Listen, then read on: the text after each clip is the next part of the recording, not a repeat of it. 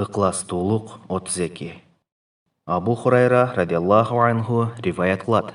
Расулулла саллаллаху алейхи вассалам ансарлардың аялдарына: егерде біріңердің 3 баласы өліп қалса, ал Алланың сыйлығына үміт етіп, сабыр қылса, ал сөзсіз бейішке кіреді.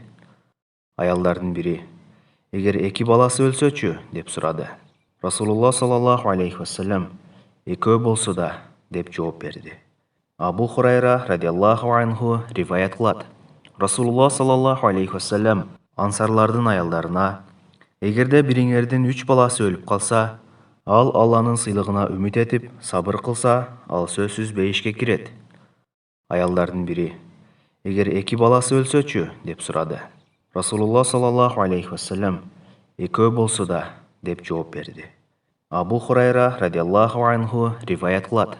Расулулла саллаллаху алейхи вассалам ансарлардың аялдарына: егерде біріңердің 3 баласы өліп қалса, ал Алланың сыйлығына үміт етіп, сабыр қылса, ал сөзсіз бейішке кіреді. Аялдардың бірі: егер 2 баласы өлсөчү, деп сұрады. Расулулла саллаллаху алейхи вассалам: екеу болсы да, деп жооп берді.